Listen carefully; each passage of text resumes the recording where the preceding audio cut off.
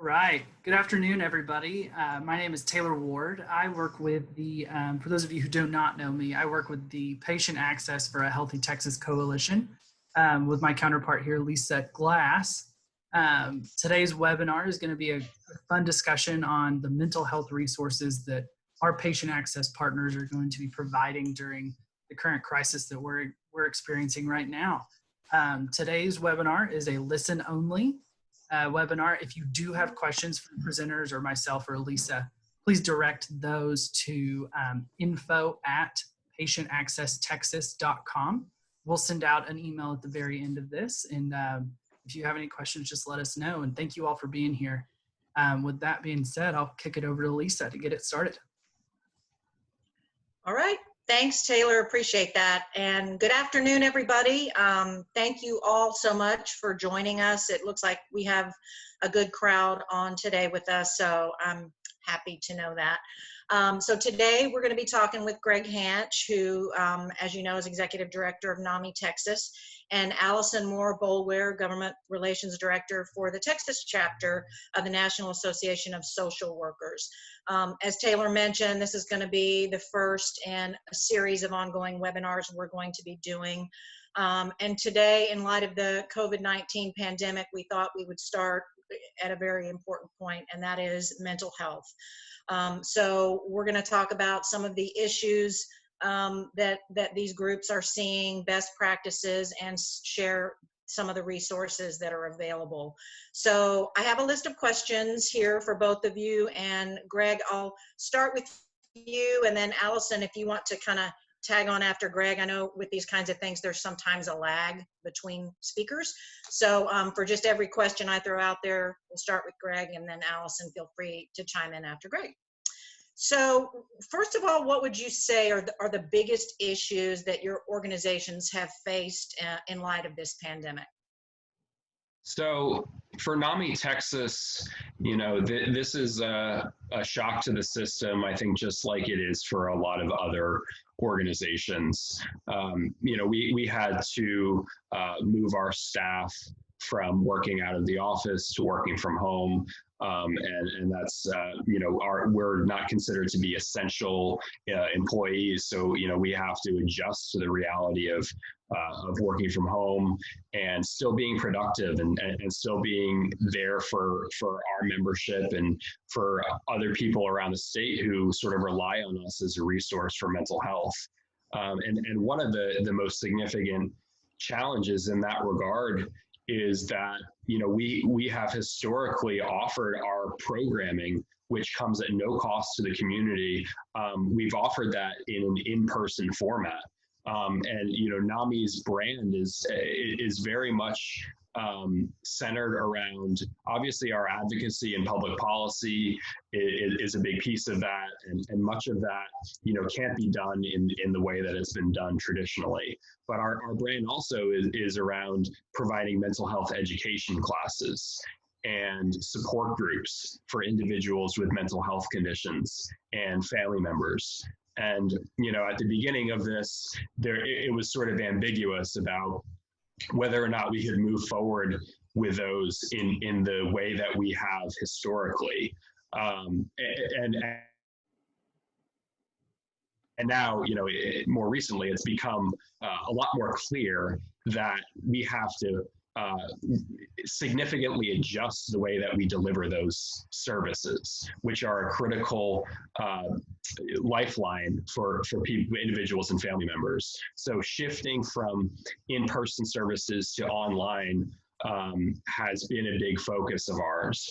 And, you know, the meetings that we have on a day-to-day basis, I think just about everyone in society has adjusted to meetings like these, you know, on platforms like Zoom.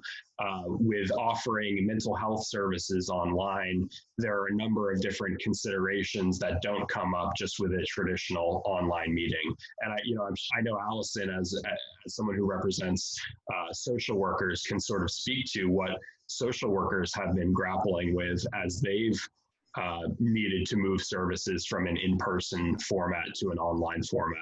With our support groups, we've had to come up with some strategies for doing that as well. And I think we've had some significant successes with going from in-person to online, and we now do have online support groups. We were planning on making online support groups available anyway, and then COVID-19 came along and really sort of accelerated our timeline for making those services available. But Allison and I are both social workers, and I'm really interested to hear from you, Allison, about sort of what challenges your organization has come up against in the context of COVID-19. Yeah, thanks, Greg. I mean, I think first, when I was preparing for this, I was thinking about what would be helpful for folks listening. And I think I first just wanted to acknowledge that, we as a society have had to shift everything that we've been doing, like in pretty tremendous ways, pretty much overnight. And we woke up to a very different reality one day back in March when everything changed. So I just want to acknowledge that a lot of people are experiencing, more anxiety, perhaps more depression and other, stress because of economic challenges and social isolation. So acknowledging that if you're having trouble concentrating at work, that is an extremely normal response to this type of situation. And I think we have been hearing from our members, who are social workers across the state that work in so many different settings, that they themselves are dealing with increased stress and anxiety and depression, but also that the clients that they serve are as well. So social workers are considered essential personnel during this crisis. They are under the definition of the healthcare professionals that are included. So we have a lot of concerns about the safety measures that are being taken to ensure that the social workers that are still seeing people in person, whether it be in a medical facility like a hospital or a clinic, to make sure that they are included in getting that professional, the PPE, that protective professional equipment, to ensure that they are staying safe as professionals during this crisis. So that's a concern that we have. We also have a lot of social workers who work in hospice and nursing home settings. So there have been challenges with shifting those services to be remote so that they can continue to work with the clients that they have, providing those very essential services and supports that are needed during this time for both the folks in the facility, but also to their families, and maintaining social distancing. We're also hearing a lot of concerns from social workers that are working with undocumented immigrants, that there is a big challenge to make sure that resources are maintained for those folks, and that those folks aren't left behind when we talk about all the ways that the safety nets need to be improved in Texas. And finally, I wanted to go back to some of the things that Greg talked about, is that, there are so many programs that already exist to help with mental health supports, both for all different types of populations, but that shifting all of those to be remote or virtual has been a big challenge in ensuring that they can still be safe for everyone to be involved, and make sure that the people that are included in receiving services still feel comfortable sharing their information and knowing that it will be confidential. I think it's just, a number of issues that we're hearing, but I'd say those are the top ones. So how important is it right now that people don't put their mental health on the back burner? Because I'm sure a lot of people right now are thinking, oh, there's just so much going on right now, and I have to deal with this and this, and I don't have time to focus on my own mental health. So how important is it for people to kind of push that to the forefront more? It's critical. Mental health is something that can impact many other facets of life, and mental health can have an impact on other health indicators. So it's really important to our overall well-being that we always take care of our mental health, especially in a time like this where mental health concerns are significantly increased. And you see higher rates of anxiety. People are isolating more and not having the opportunity to connect with people in the way that they have in the past. You see exacerbations of obsessive compulsive disorder. You see people dealing with stress and dealing with grief because of the tremendous loss that we're experiencing. Many of us are experiencing in our day-to-day lives. not taking care of your mental health can impact your overall well-being. It can impact your family, the stability of the home environment. It can impact your community when you let mental health escalate to a crisis point.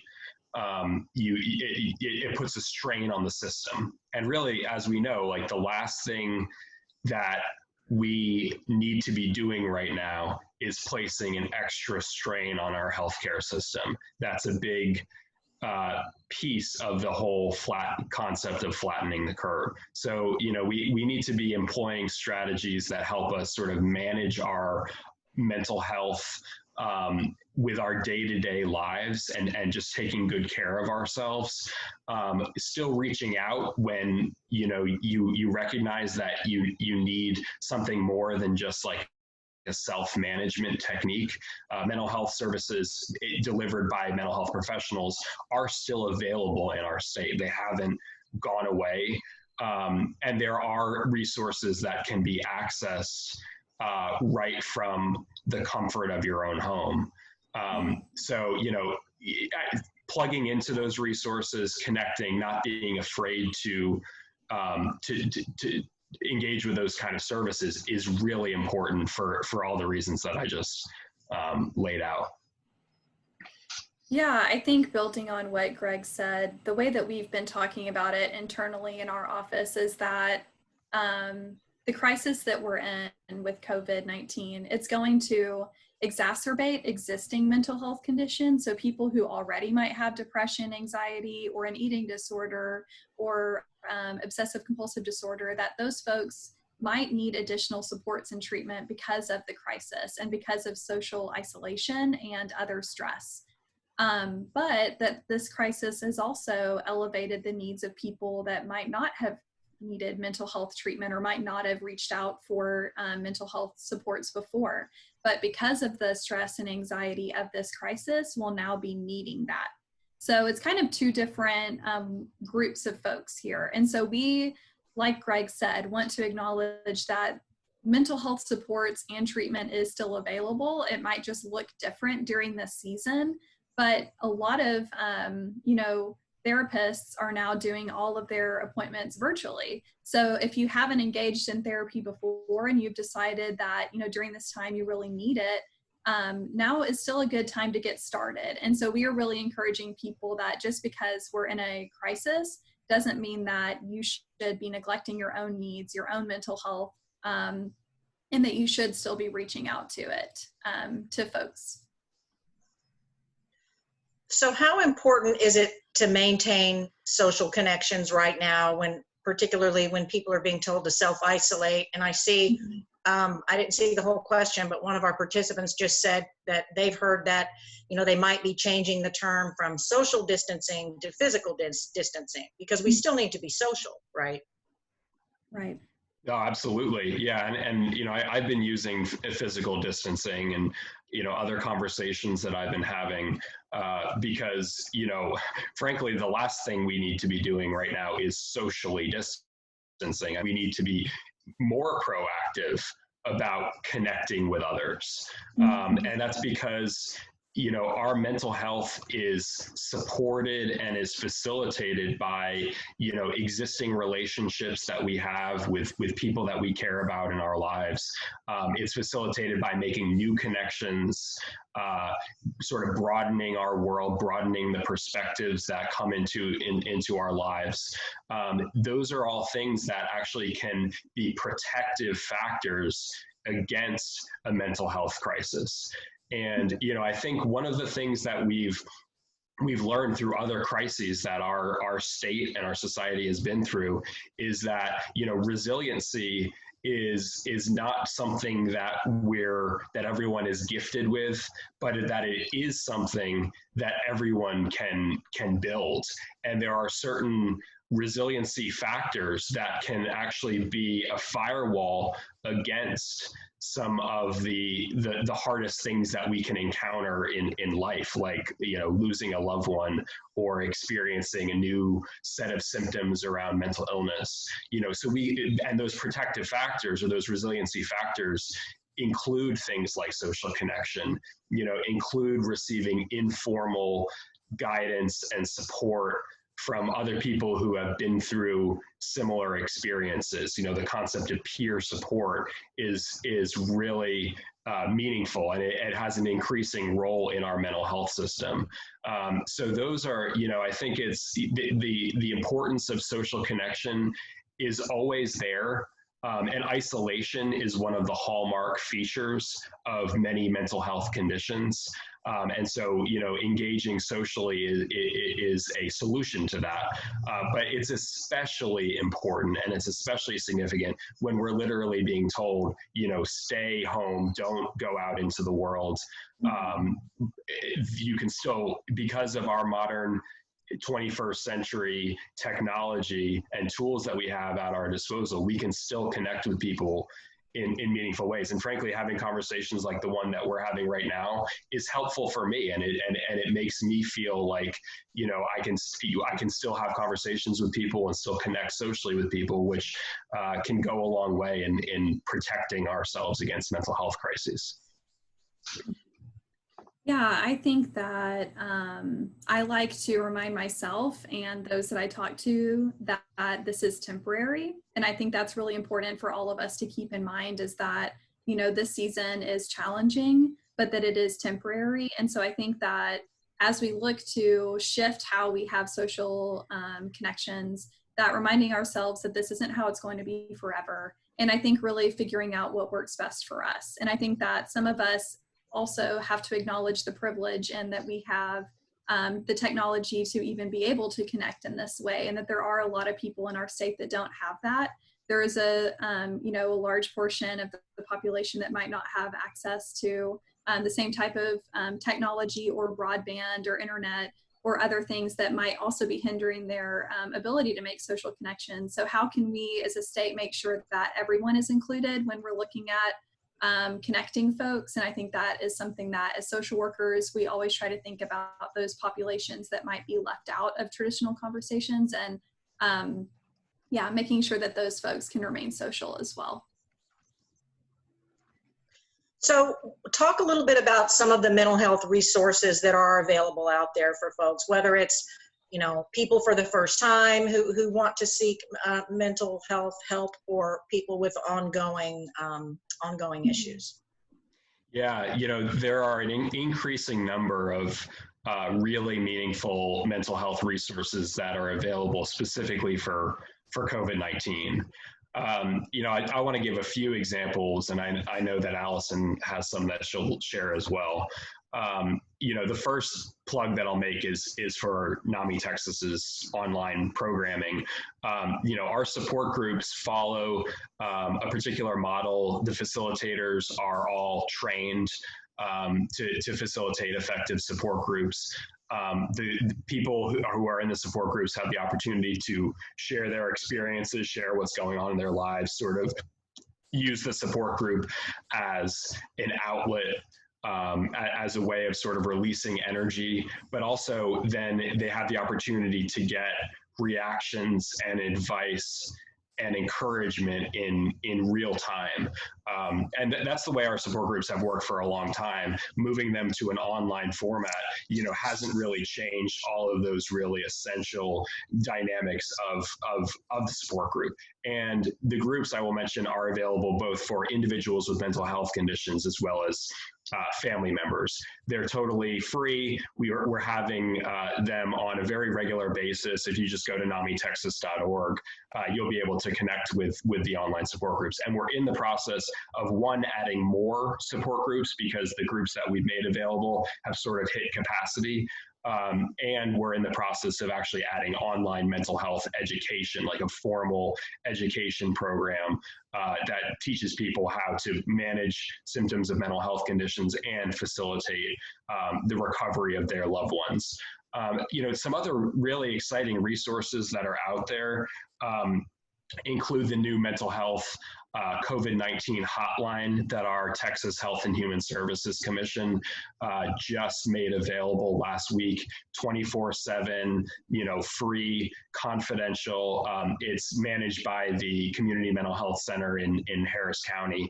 And, that's just a good way of reaching out, even if you're not really sure what's going on, but you're experiencing a new feeling, a new emotion that, is somewhat unfamiliar to you.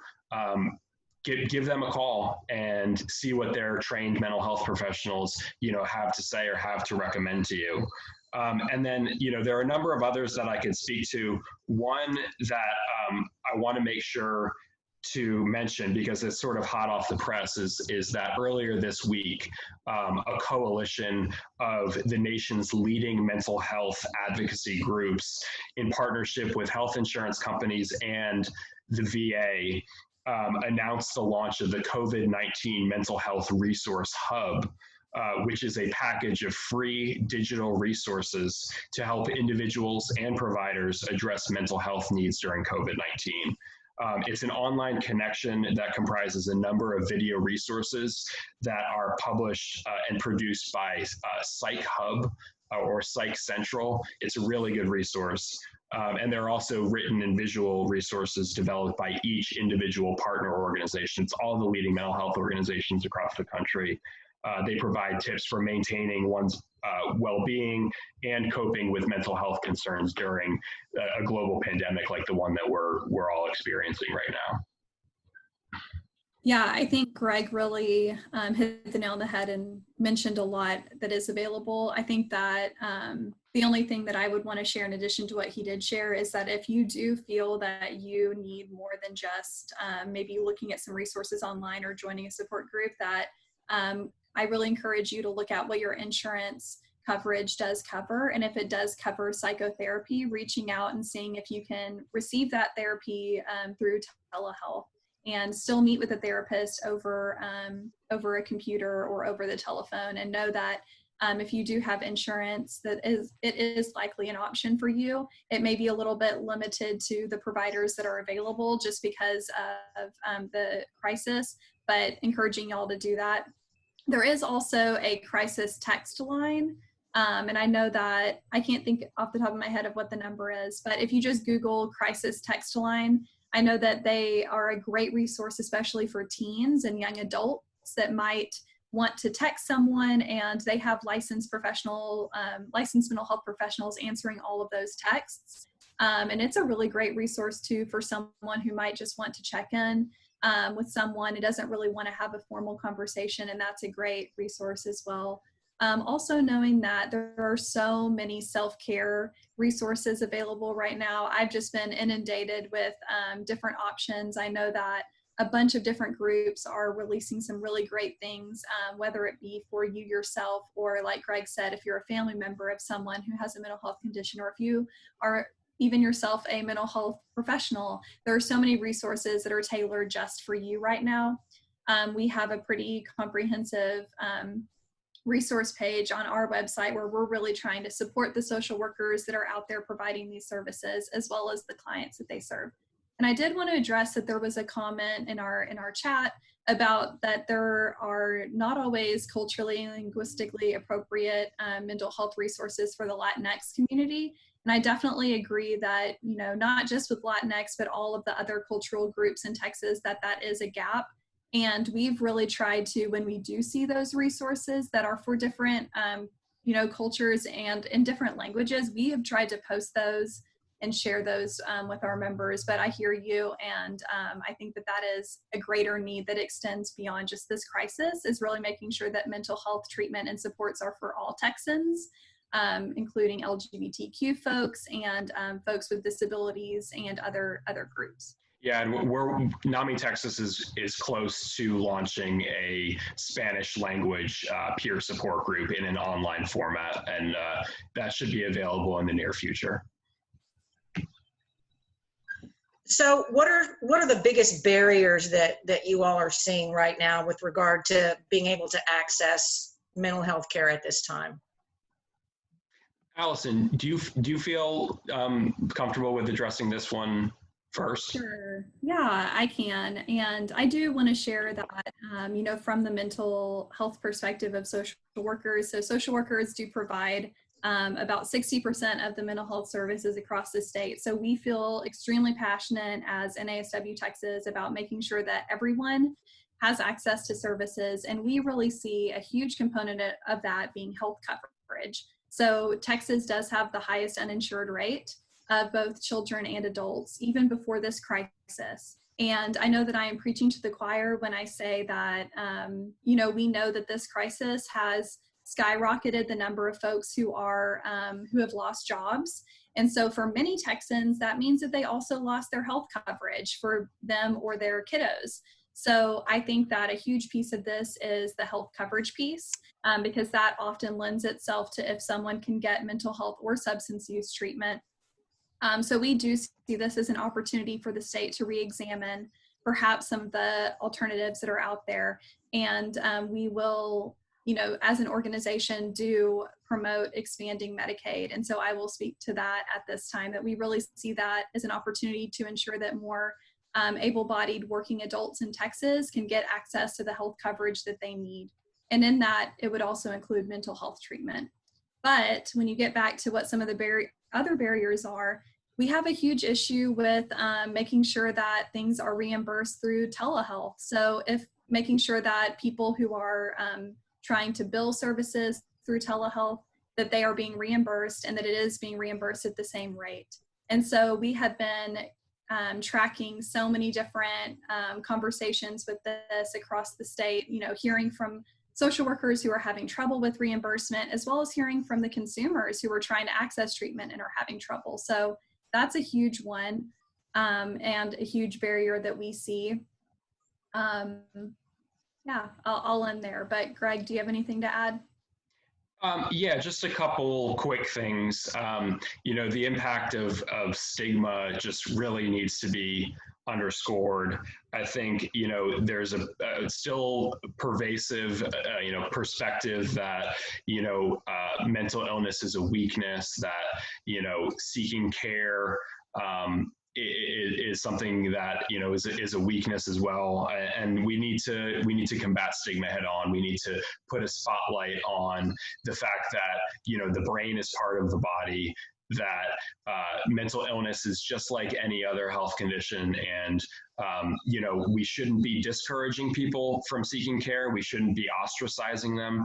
Instead, we should actually be, giving them a round of applause when they recognize that there is something going on, and that they were brave in stepping up and seeking help for themselves, which has a ripple effect across the family and across society. So, stigma is huge, and, we have to remind ourselves it's okay to say. And Meadows Mental Health Policy Institute in particular, I think, does a really good job with their stigma reduction campaign in just letting people know that, it's okay, and it's actually encouraged to be open and to be transparent about what you're going through at any point in time.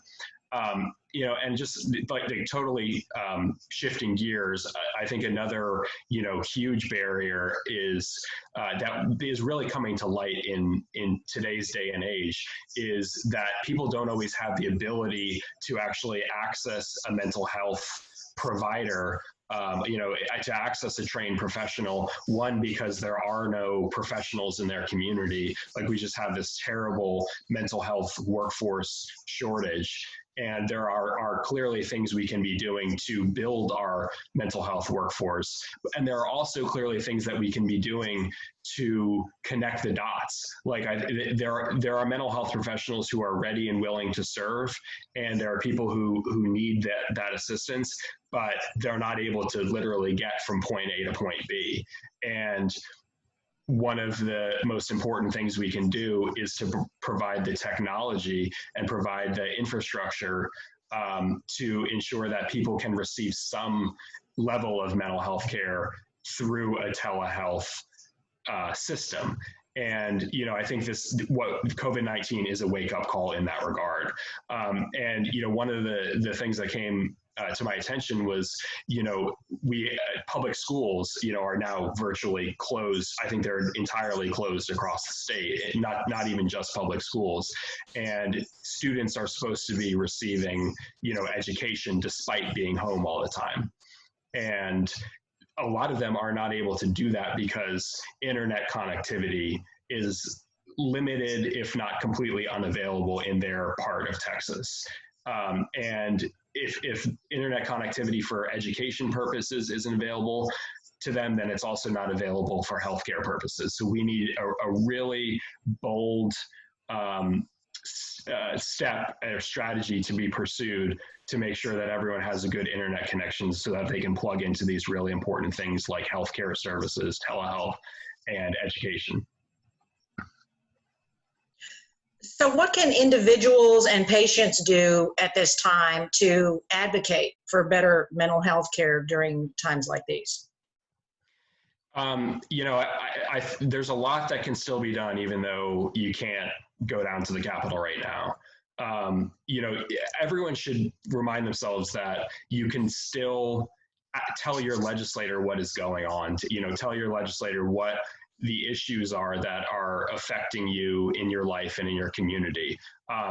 Legislative offices are getting a lot of calls right now from people saying, I can't access this, or I'm having this problem in my life, but they need to be getting more of those calls. And I think people sometimes forget that a large piece of what legislators are there to do and their staff are there to do is constituent services. Mm-hmm. So, your legislator can pull strings, can point you in the right direction, can potentially make a call on your behalf. So continue to reach out to them, even if you can't go down to their office and meet with them in person. And then as far as other advocacy that you can do, I encourage connecting with advocacy organizations like Allison's and like mine, signing up for our newsletter. We are putting together regularly newsletters and action alerts of things that, people across Texas can do to ask their elected officials to really step up to the plate and put in place policies that will improve their quality of life. And just as an example, yesterday, NAMI Texas sent a letter to the governor's office and to a number of state agency commissioners asking for certain policies to be put in place or things to be done to improve mental health policy in our state.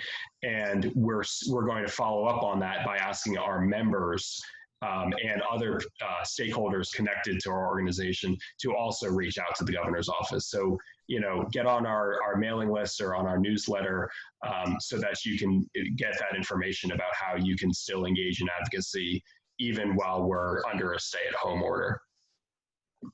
Yeah, I agree with Greg. I think the only thing that I would want to add is that if you see as a person who has, perhaps you have like self-funded insurance, or if you have your employer-based insurance coverage, if you are having issues with your own mental health treatment, if you're having trouble accessing the providers that you want, or if you see the mental health coverage isn't robust or what you need, we're really encouraging people to reach out to their employer HR departments and really push on, why is this not covered? What can I do? Just because there are so many different types of plans in Texas. And I think that it does get really confusing on what is covered and what isn't covered. So we're really encouraging people to kind of take control of their own health coverage and really advocate for themselves and advocate for their other coworkers and colleagues within their company, especially if they're part of a big company, because we know that honestly, that type of advocacy can work and can help make changes. Also, yeah, like Greg said, I think that sometimes, and I'm even bad about this myself, I think sometimes I get in a mind space where I don't think that an email or a letter makes a difference, but it really does. And as a former legislative staffer, I can say that we do read those letters and emails as staff. So I do encourage people that if you have a specific thing that you care about, whether it's following up with an advocacy group that's already working on it and joining one of their campaigns, or reaching out to your state representative or senator with your own concerns. Like Greg said, they are listening to us right now. So I'm really encouraging people to do that. What do you all see as the top issues right now during this COVID crisis? And what do you see upcoming for the next legislative session as being top issues? So, there's a lot that can be said here, and there's a lot that can be said specific to mental health. But I think, knowing that a lot of the folks on this call are representing different populations, something that's going to affect every population on this call is economic hardship. Just earlier this week, I saw that the state comptroller said basically, like, we're already in a recession, like we're there. And, we know what the impact of the recession will be because we've been through those circumstances before. Right, 10 or so years ago, we were in the Great Recession.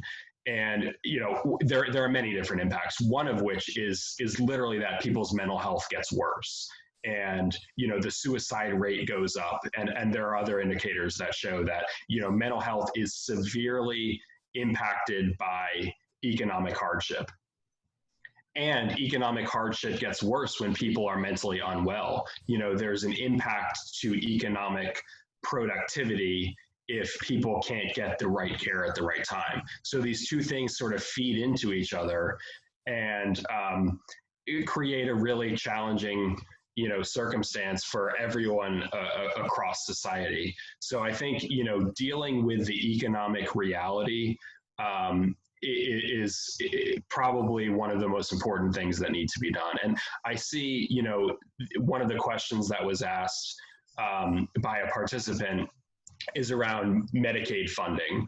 And it says Comptroller Hager said this week that the Fed emergency FMAP increase would be $1 billion, though it could be used to free up state dollars for other purposes. Does that mean that the new Fed money would not be used to increase services for the Medicaid population? I don't know the answer, but I think that there's a real concern there. If the intent of increasing Medicaid funding is to increase healthcare services, I hope, but not to free up dollars for other state purposes that have nothing to do with healthcare. Like the state has long had so many unaddressed or underaddressed healthcare needs, and we're in the midst of a health pandemic. Like, the focus of the response should be first and foremost on facilitating the well-being of people in our society. And then the economic piece follows closly behind that, not exclusively, because economic hardship can play right into lack of well-being. So, we need to focus on, shoring up our healthcare system, ensuring that people have, long-term services and supports, that they have access to acute care, mental health care, a full range of services that a person may need. And then we really need to go in on the economic hardship piece. And I hope Congress, really steps up to the plate and realizes that the job is not done on passing legislation to address COVID-19. And one of the most important things that they can do is add money to the Paycheck Protection Program to protect small businesses and nonprofits like ours, who are going through, significant hardship when it comes to keeping our doors open. If nonprofits go away, nonprofits that provide, a critical safety net, then a lot of people are going to suffer as a result of not being able to access the critical services that they need. So Congress has a big role right now, and I hope they do the right thing. Yeah, I think that, like, the economic impact is huge. And I think that when we think about what next session will look like and what the needs of Texans will be next session, I think that it will be making sure that things are continued to be funded through the state budget. So programs that do provide mental health treatment for folks, as well as other safety net services, making sure that those things aren't removed from the budget or reduced from the budget. I also think that making sure that people continue to have the access to the treatment that they need. I think making sure that suicide prevention is robust across the state, because as Greg said, we know that this type of economic turmoil does lead to more suicidality. And so making sure that people know what resources are available, that we as people of the state are checking in with one another, that if you have someone that you're concerned about, that you are following up with that person and making sure that they feel supported and heard, and making sure that they know who they can turn to in a crisis. We all have that responsibility as Texans to look out for each other. I also think that just looking forward to the impacts of COVID for the next session is we will be looking at telehealth changes, because the way that I've heard it described is that the different changes that have been made in the past month are like letting toothpaste out of the tube. So some of the telehealth regulations have been changed in the past month to allow greater access for both mental health services and other health services. And that taking those regulations back to how they were pre-COVID is like trying to put toothpaste back in the tube. So I think we will be having a lot of conversations about telehealth, and I think that we will be talking a lot about what is needed to ensure that Texans have what they need during an economic situation like we have. So yeah, as NASW Texas, we will be doing all we can to make sure that the safety net services in Texas are always there, and that we support all Texans no matter where they live, to make sure that they can live the best lives that they can. We'll work with you on that, Allison. Thanks for your leadership on that. Yeah, those are great points to close out with. Can't help but think that this crisis is going to change the way we end up doing a lot of things going forward from a healthcare and business perspective. I guess to close out, what kind of advice would you have to help people during this time manage their stress, anxiety, depression levels, and then how can friends and family members help their loved ones if they see someone struggling? Mm-hmm. Allison, do you want to take this one first? Sure. So like Greg shared, I do feel like, privileged that as social workers, both he and I are licensed social workers, that we do have a background in this, and we do have, a better knowledge of how to handle these types of situations, both for ourselves and those in our community. So I feel like what I do when someone comes to me and is feeling increased, stress or anxiety or depression, I really encourage my friends and family to look at what their self-care looks like and how can they try to find some things in their life, especially during these days of where all of our days kind of look the same. What can you do in your day that does carve out some time for you to take care of yourself, whether it be engaging in a spiritual practice for yourself or meditation or even going on walks.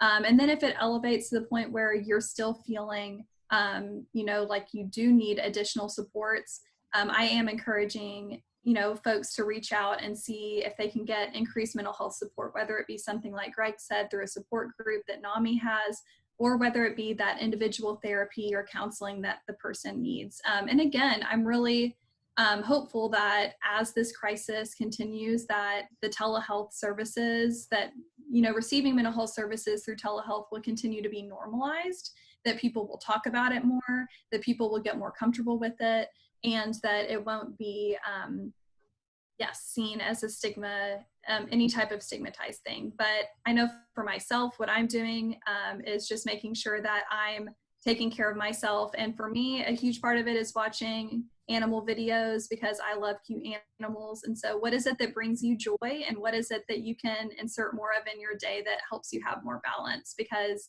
being at home all day is not an easy thing for many of us, especially the extroverts. So what can you do to take care of yourself is what I would suggest. Yeah, same for me. And I think, taking care of your body is definitely one of the most important things that you can do. Reaching out when you recognize that, something isn't right, to a healthcare provider. Talk with your provider, check in with them, and see if they can point you in the right direction. See if they can have your medications, delivered to your door rather than you having to go out and get them yourself. See if you can get extensions on prescriptions. There are some really, sensible choices that can be made to ensure that you're able to continue to receive the services that you've already been receiving.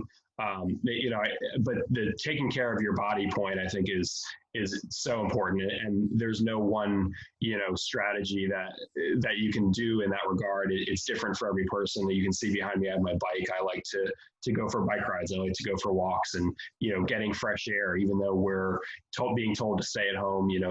Still getting sunlight, getting fresh air is huge. And then, if you recognize a family member is struggling, you can talk with them, recommend that they seek care. You can offer them support. You can just be a listening ear. You can help them kind of stay healthy, maintain a good diet, maintain exercise, just being there for each other and being present, and connecting via an online setting like the one we're on now, are all good opportunities for facilitating the well-being of our loved ones and the well-being of ourselves. Great. Thank you, Greg and Allison, so much for taking the time to talk with us today. And thank you to everyone who has dialed into this. I missed seeing all your faces, and hopefully we'll be able to again very soon. So if you have any questions, as a reminder, any questions regarding today's discussion, please send those to info@patientaccesstexas.com. We'll keep you posted about our next webinar. I think we're scheduling it for Thursday, April the 23rd. So more to come on that. And in the meantime, stay safe, stay healthy, everyone. Thank you. Thanks, Lisa. Thanks, everyone. Thanks, Lisa. Thanks, Taylor and Greg.